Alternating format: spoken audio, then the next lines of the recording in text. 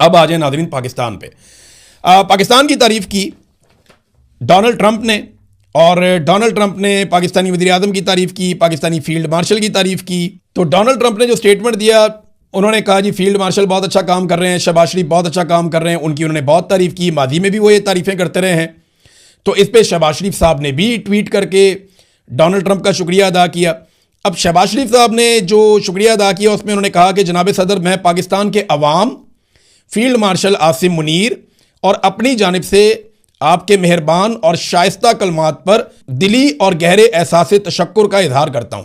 यानी बहुत शुक्रिया अदा किया, पाकिस्तानी अवाम की तरफ से भी शुक्रिया अदा कर दिया। हालांकि अवामी मैंडेट नहीं है इनके पास।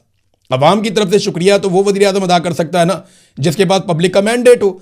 इनको तो वोट ही नहीं डाले लोगों ने, ये तो ज़बरदस्ती लाकर मिलिट्री एस्टेब्लिशमेंट ने हुकूमत में बैठा दिए। तो ये हकीकत तब्दील तो नहीं हो जाएगी इससे। तो मैं ये चाहता हूं कि आप लोग कमेंट करके बताएं, ताकि हम वो कमेंट गिन के बताएंगे भी। आप इसी वीलॉग के बाद कमेंट करके हमें ये बताएं कि शहबाज शरीफ साहब ने आपकी तरफ से डोनाल्ड ट्रंप का जो शुक्रिया अदा किया है, क्या आप इस शुक्रिया में शामिल हैं? क्योंकि चंद चीज़ें मैं आपके सामने रखता हूं कि आलमी सतह पे ये पजीराई डोनाल्ड ट्रंप की वजह से शहबाज शरीफ को, आसिम मुनीर को मिल रही है। लेकिन एक बात हमें समझनी पड़ेगी कि डोनाल्ड ट्रंप एक बड़ी अजीबोगरीब दलदल में फंस गया था। डोनाल्ड ट्रंप एक ताकतवर मुल्क का सदर है, वो खुद को सुपर पावर कहते हैं और उनकी ये कैपेसिटी है। उन्होंने ईरान के साथ एक ऐसी लड़ाई शुरू कर दी जिसमें उनके सारे इत्तेहादी उनको छोड़ गए।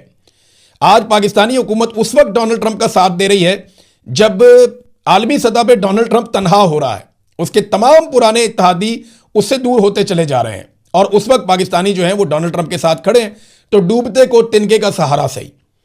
तो अब डोनाल्ड ट्रंप का बहुत बुरा वक्त चल रहा था, उसको रेस्क्यू करने के लिए किसी की जरूरत थी। तो पाकिस्तान पे उसको बहुत भरोसा है, उसे लगता है कि पाकिस्तान के फील्ड मार्शल आसिम मुनीर और शहबाज शरीफ उनके वफादारों में से एक हैं, और ये मेरा पैगाम लेकर ईरान तक जाएंगे और मुझे फेस सेविंग दिलवाएंगे। बहरहाल इन्होंने उसके लिए कोशिश भी की है। देखिए, कुछ चीजें, कुछ हकायक तब्दील नहीं होंगे। यानी अमेरिका जितनी मर्जी तारीफें कर ले, लेकिन इससे चंद हकायक हैं वो तब्दील नहीं किए जा सकते। नंबर एक, आर्मी चीफ ने एक्सटेंशन ली हुई है, ये एक्सटेंशन शुदा, ये हकीकत आप तब्दील नहीं कर सकते। दूसरा, मुस्तकबिल में मुकदमात और एहतसाब से बचने के लिए इन्हीं आर्मी चीफ ने, फील्ड मार्शल ने इस्तिस्ना भी लिया हुआ है ताहयात, इसको भी आप तब्दील नहीं कर सकते। मिलिट्री एस्टेब्लिशमेंट ने पाकिस्तान के निज़ाम को इलेक्शन चोरी और जाली आईनी तरमीम के बाद मुकम्मल तौर पर कंट्रोल कर रखा है, यह हकीकत भी आप तब्दील नहीं कर सकते। पाकिस्तान में अदलिया, मीडिया और पार्लिमान आज़ाद नहीं है, यह हकीकत भी आप तब्दील नहीं कर सकते। जबरी गुमशुदगियां आज भी पाकिस्तान में जारी हैं, आप यह हकीकत तब्दील नहीं कर सकते। खवातीन के साथ जो ये रजीम कर रहा है इससे पहले कभी नहीं हुआ, यह हकीकत भी आप तब्दील नहीं कर सकते। मानक बलूच है, आपके सामने एक मिसाल है ईमान मजारी की। यानी उन्हें 17 साल सजा दे दी, किस बात पे? एक ट्वीट करने के ऊपर। और जनाब जिस अदालत ने सजा दी, उस अदालत के ऊपर एक जज बैठे, उनके बेटे ने 2 औरतें मार दी और घर चला गया चौथे दिन।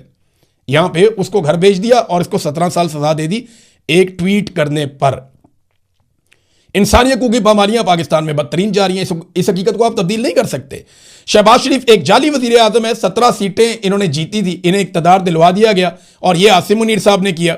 ये एक हकीकत है, आप इसको तब्दील नहीं कर सकते। आपकी आलमी सतह पे जितनी मर्जी तारीफें की जाएं। अपनी हुकूमत बनाने और मुकदमात से जान छुड़वाने के लिए शहबाज शरीफ साहब ने और नवाज शरीफ साहब ने फौज के साथ मिलकर एक साजिश की थी, आप इसको तब्दील नहीं कर सकते थे। जिस दिन उसके ऊपर फर्द जुर्म लगनी थी उस दिन उसको वज़ीर आज़म बना दिया, इस हकीकत को आप तब्दील नहीं कर सकते थे। गुज़िश्ता 4 सालों में हर शोबे में पाकिस्तान नीचे की तरफ गया है, इसको आप तब्दील नहीं कर सकते। मईशत हो, अमनो अमान हो, गवर्नेंस हो, इंसानी हकूक के तमाम शोबों में, हर शोबे में इन 4 सालों में पाकिस्तान गिरावट का शिकार हुआ है। इन हकायक को आप तब्दील नहीं कर सकते, ये हकायक आप बदल नहीं सकेंगे, क्योंकि इस्तेहकाम नहीं आ रहा पाकिस्तान में, और ना ही पाकिस्तान में सरमायाकारी आ रही है। इन्हें मुल्क की गाड़ी को घसीटने के लिए कर्जे तो मिल सकते हैं, क्योंकि कर्जे देने वाला कल को कर्जे वापस ले लेगा, लेकिन कोई सरमाया इनको नहीं देगा मुल्क चलाने के लिए। कोई इनको ऐसा पैसा नहीं देगा जो आपको कभी भी वापस नहीं करना पड़ेगा।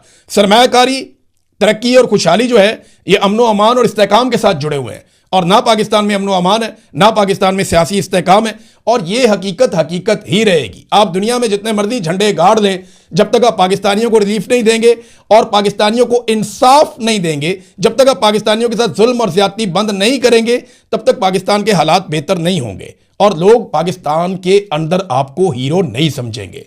ये आप जबरदस्ती जाली अकाउंट्स बनाकर, मुख्तलिफ जगहों पे आप छोटे मोटे बच्चों को घेर के, उनकी टीमें बनाकर कई जगह के ऊपर कुछ इदारे हैं, उनके अंदर बंदों को मोबाइल लेकर दिए गए हैं कि तुमने दिन रात गाली देनी है, ट्वीट्स करने हैं, उनके ऊपर इंचार्ज भी बिठाए गए हैं। ये सारा कुछ हमें वो लोग खुद बताते हैं बेचारे, जिनसे ये घटिया और गंदा काम लिया जाता है। वो खुद हमें बताते हैं कि भाईजान हमसे अब ये काम लिया जा रहा है, हम इस काम के लिए तो भर्ती नहीं हुए थे इदारों के अंदर, या इस जगह पे हम ये काम करने तो नहीं आए थे, हम तो अपने मुल्क की खिदमत करने आए थे, ये हमसे किस तरह का काम लिया जा रहा है।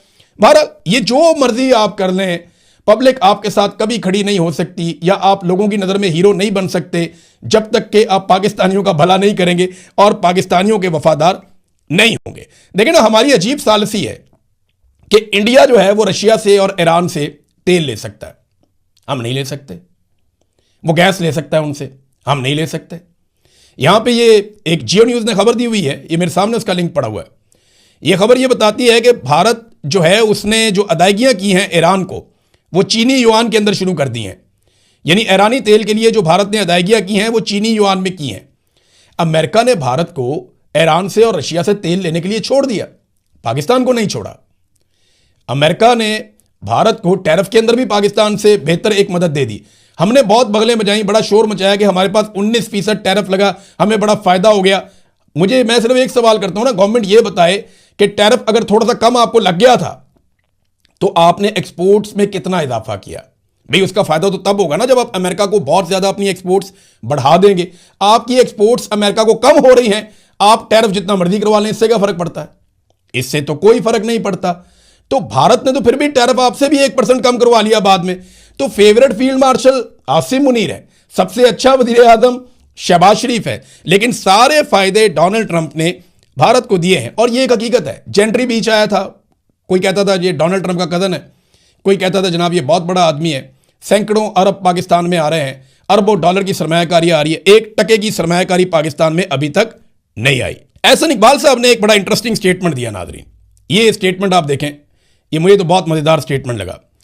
एहसन इकबाल ने कहा कि यह अल्लाह की मेहरबानी है कि वज़ीर आज़म शहबाज शरीफ की एक ट्वीट से दुनिया की दौलत में 3.5 ट्रिलियन डॉलर का इजाफा हो गया। एक ट्वीट से 3.5 ट्रिलियन डॉलर का इजाफा हो गया दुनिया की दौलत में। पाकिस्तान की दौलत में कितना इजाफा हुआ है एहसन इकबाल साहब? दुनिया का वज़ीर आज़म नहीं लगाया हुआ शहबाज शरीफ को, आसिम मुनीर साहब ने, कौम ने तो लगाया ही नहीं। तो आसिम मुनीर साहब ने शहबाज शरीफ साहब को दुनिया का वज़ीर आज़म नहीं बनाया, पाकिस्तान का वज़ीर आज़म बनाया। कोई एक ट्वीट शहबाज शरीफ से ऐसा भी करवा दें जिससे पाकिस्तान की दौलत में इजाफा हो जाए। और मैं आपको बताऊं वो ट्वीट क्या हो सकता है? वो ट्वीट हो सकता है कि हमने एक जाली हुकूमत बनाई थी, हम कौम से माफ़ी मांगते हैं, हम इस हुकूमत को डिसॉल्व कर रहे हैं, नए इलेक्शन फेयर एंड फ्री होंगे, एक आज़ाद खुद मुख्तार इलेक्शन कमीशन के अंडर होंगे और इस तारीख को होंगे। ये एक ट्वीट आप शहबाज शरीफ से करवा के देखें, पाकिस्तान की दौलत में इजाफा होगा, पाकिस्तान की इज्जत में भी इजाफा होगा। लेकिन ये ट्वीट करके आप लोगों ने जाना किधर है? क्योंकि जो गुनाह, जो जुल्म, जबर और फसाइयत आप लोगों ने कर दी है, अब इसका सामना आपको करना पड़ेगा। आज नहीं तो कल आपको भुगतना पड़ेगा जो कुछ आपने कर दिया है। ख्वाजा आसिफ साहब जैसे हमेशा नफरत बेचते थे, वैसे ही अब भी नफरत बेच रहे हैं। यानी एक मरतबा फिर वो इमरान खान के खिलाफ यहूदी कार्ड निकाल कर ले आए, जनाब ये उनका बंदा है, ये उनके लिए काम करता है। वो देखें कि यहूदी अखबार ने क्या लिखा। इनको आर्टिकल पढ़ना भी नहीं आता, भाई पढ़ो तो सही आर्टिकल को, उसमें भुट्टो का भी नाम है, उसमें नवाज शरीफ का भी नाम है, और वो एक ही जैसा तस्करा किया हुआ। दूसरा एक चीज और अपने ध्यान में रखें आप, इस वक्त इसराइल के साथ बेहतरीन ताल्लुकात मौजूदा पाकिस्तानी हुकूमत के हैं।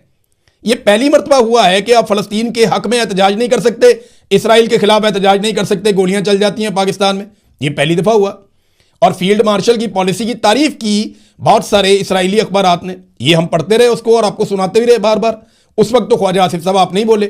यह भी पहली मरतबा हुआ कि वजीर दिफा ने इसराइल के खिलाफ 2 ट्वीट किए और दोनों उनको डिलीट करने पड़ गए मजबूरी के आलम में। और जिस तरह डिलीट हुए हैं ना, वो मैं उस बात की शदीद मजम्मत करता हूं।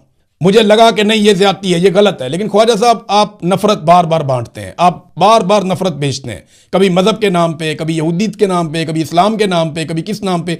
बैरून मुल्क जाके यही ख्वाजा साहब स्टेटमेंट दे रहे थे कि हम बड़े लिबरल हैं, इमरान खान बहुत मजहबी है। पाकिस्तान में आके यही ख्वाजा साहब कहते हैं जी इमरान खान यहूदी है और हम बड़े मजहबी हैं। यानी वहां कोई और चूरन बेचते हैं। भाई ये ग्लोबल विलेज है इस वक्त दुनिया। अब दुनिया सारी की सारी इंटरनेट के जरिए से जुड़ी हुई है। 5 मिनट में इधर की बात उधर पूरी दुनिया में जंगल की आग की तरह फैल जाती है। अब आप वो नहीं कर सकते जो आप माजी में करते रहे हैं। नाज़रीन और भी चीज़ें थी लेकिन मैं आपके साथ शेयर करूंगा नेक्स्ट वीलॉग में। अब तक के लिए इतना ही, अपना ख्याल रखिएगा, अपने इस चैनल का भी। अल्लाह हाफिज़।